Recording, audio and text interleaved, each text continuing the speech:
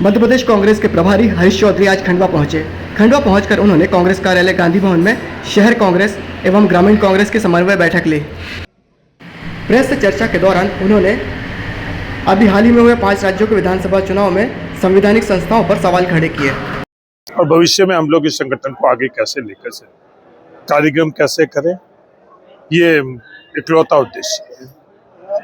अभी तमिलनाडु में टीवीके के साथ कांग्रेस समर्थन करके सबसे बड़े दल के रूप में टीवीके उभरा है और कांग्रेस समर्थन कर रही है, लेकिन राज्यपाल द्वारा अभी भी सरकार के लिए आमंत्रित नहीं किया जा रहा है। इस देश में कौन सी संस्था अपनी संवैधानिक जिम्मेदारी निभा रही है? तमिलनाडु के राज्यपाल जो हमारी संवैधानिक जो उनकी कर्तव्य है वो निभा नहीं रहे। आज तक जो सबसे बहुमत वाला दल है उनको सरकार के संदर्भ में उनको अवसर मिलता आया। फ्लोर टेस्टिंग का अधिकार राज्यपाल के पास नहीं है। फ्लोर टेस्टिंग विधानसभा में होती। अगर राज्यपाल महोदय को उनसे ज्यादा किसी को बहुमत नजर आ रहा है तो उनको बुलाएं।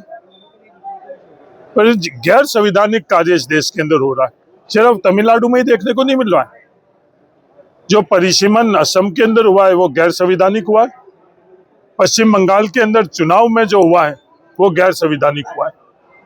सभी संस्थाएं चरमराती हुई आज देश के अंदर दिख रही है, महसूस हो रही। वजह क्या है? वजह क्या है? वजह केंद्र के अंदर बैठी हुई सरकार है। संवैधानिक अधिकार है भारत के हर नागरिक को उसका वोट का अधिकार और उसको सुनिश्चित करने का दायित्व चुनाव आयोग को। एसआईआर के बहाने से उन लोगों को अधिकार से वंचित करना ये संविधान की मूल भावना के खिलाफ है। एक व्यक्ति जिसको मतदाता सूची के माध्यम से उनको वंचित करने की कोशिश करी है और जो रिव्यू हुए उसके प्रतिशत कितने थे? 97%।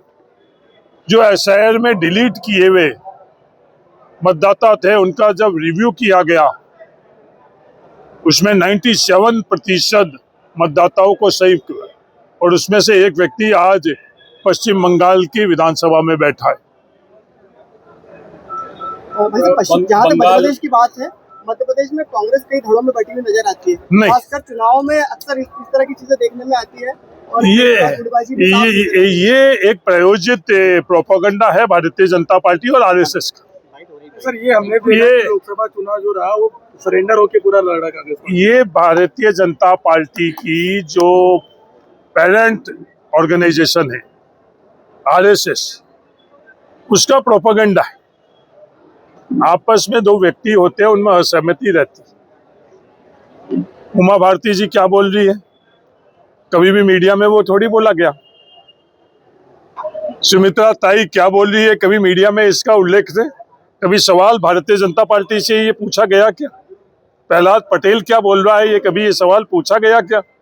नहीं पूछा जाएगा, क्योंकि नागपुर के अंदर बैठी हुई संस्थाएं ने प्रोपेगेंडा का अधिकार नहीं दिया गया है।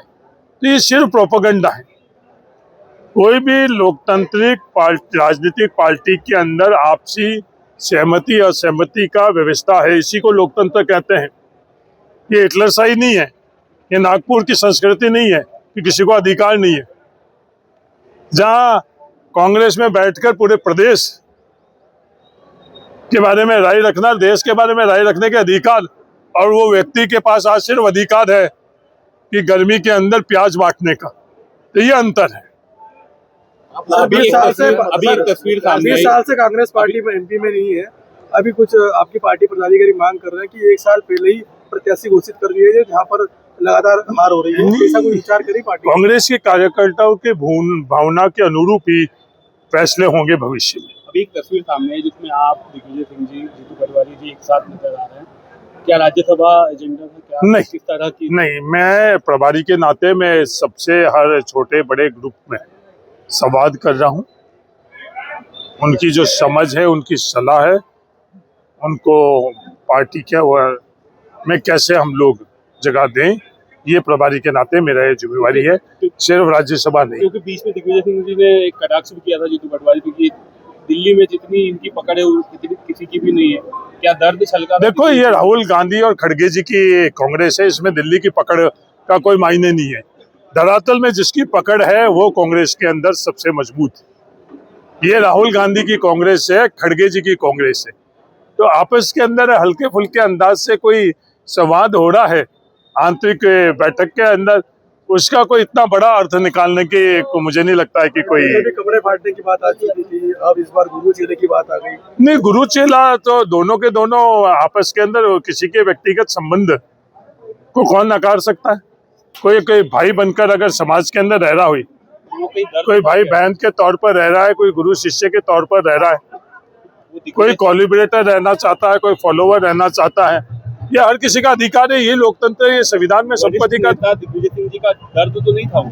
नहीं, कोई दर्द नहीं है। दिग्विजय सिंह जी का दर्द नहीं था। दिग्विजय सिंह जी का हल्के फुल्के अंदाज से आप बात रखना है कि उनकी शैली है। ठीक सर, थैंक यू।